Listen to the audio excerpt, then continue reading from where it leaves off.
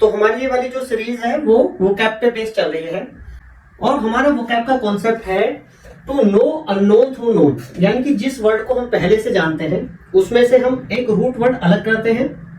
क्योंकि हम उस वर्ड का मीनिंग पहले से ही जानते हैं तो उस रूट वर्ड को याद करना आसान हो जाता है और फिर उस रूट वर्ड के बेस पे हम जो और वर्ड्स हैं जो उस रूट वर्ड से बनेंगे हम उनको याद करते हैं।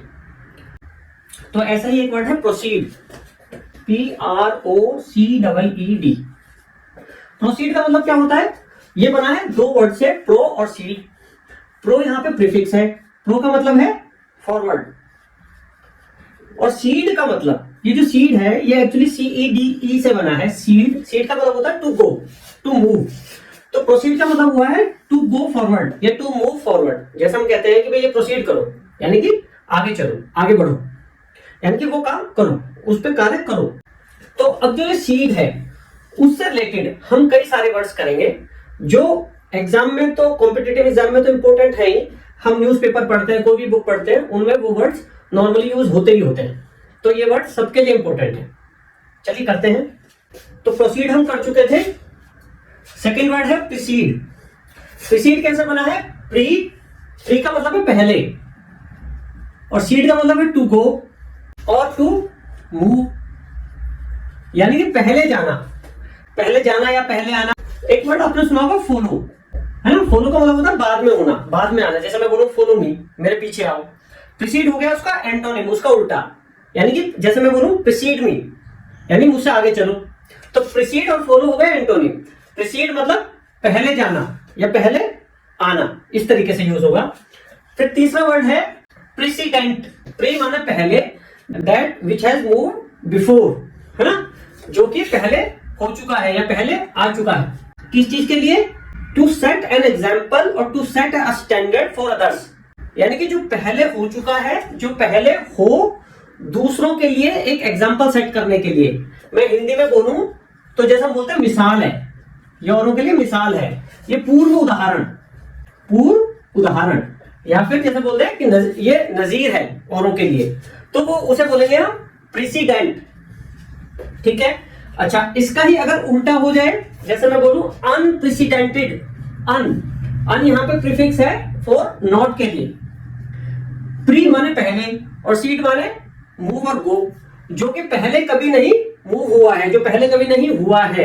अनप्रेसिडेंटेड यानी कि जो पहले कभी नहीं हुआ, नेवर अकर्ड बिफोर, यानी कि जो पहले कभी नहीं हुआ। इसका मतलब क्या है?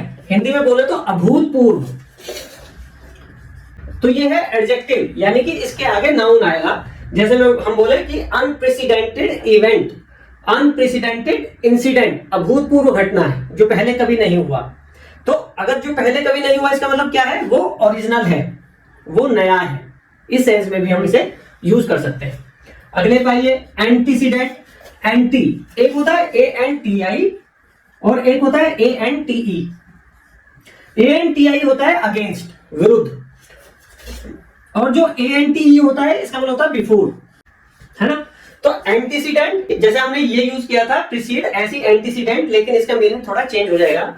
एंटीसीडेंट यानी कि जो पहले जा चुका है, जो दुनिया में पहले जा चुका है ना? यानी कि कौन है वो हमारे पूर्वज हैं।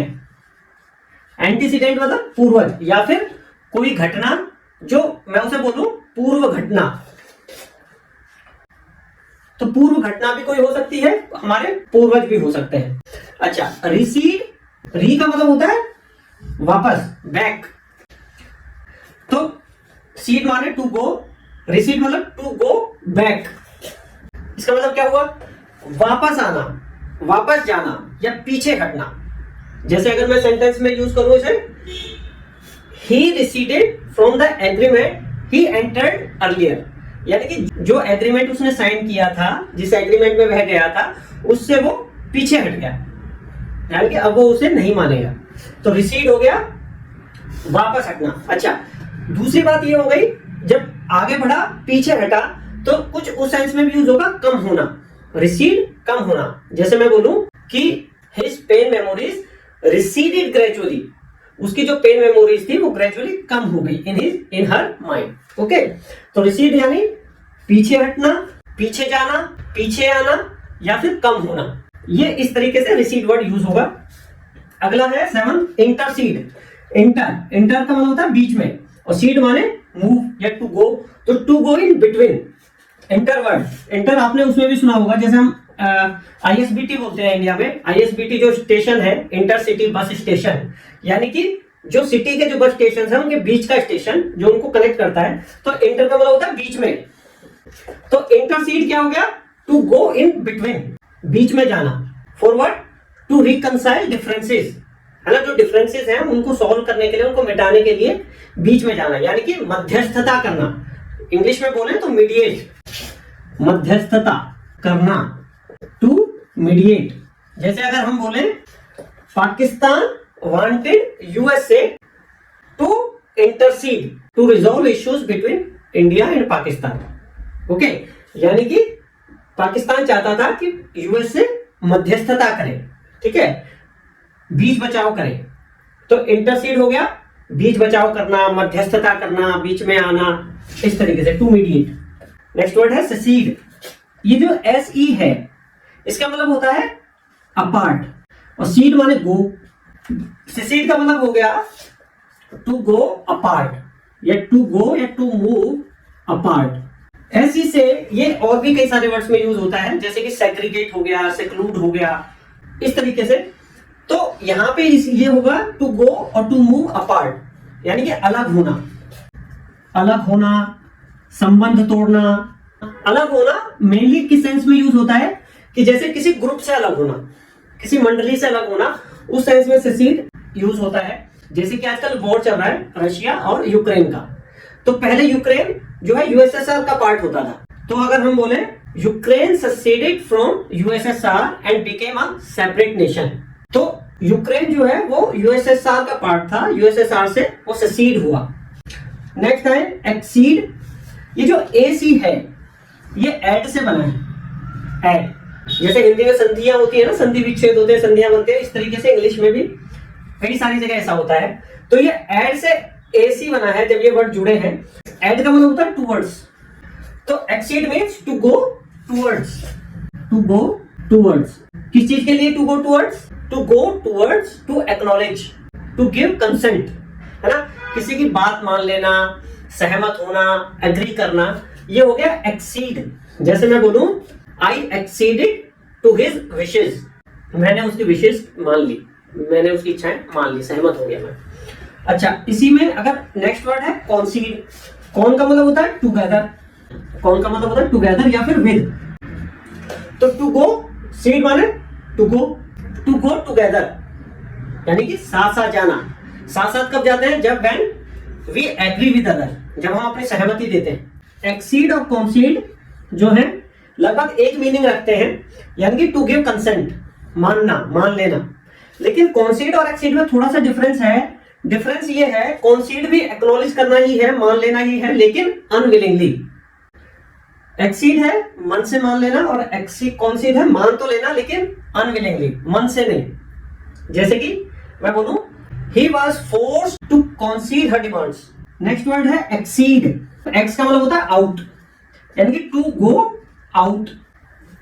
किस चीज से? टू गो आउट, यानी कि बाहर जाना। किस चीज से बाहर जाना? ऑफ अ बाउंड्री, या फिर of a, to go out of a specified point. कोई हमारी बाउंड्री है, कोई पॉइंट है, उससे बाहर जाना, यानी कि अधिक होना। अधिक होना किस चीज से अधिक होना? जैसे कि हमारा कोई सेट है, जैसे मैं बोलूं the cost of our project exceeded our budget. जो कॉस्ट है, जो प्रोजेक्ट की कॉस्ट है, वो हमारे बजट से आगे चली गई, अधिक हो गई।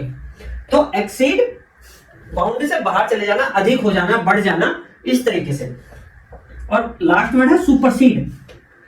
सुपर का मतलब क्या होता है? अबव। सुपर का मतलब होता है अबव या ऑन टॉप ऑफ। तो टू गो अबव या to go on the top of.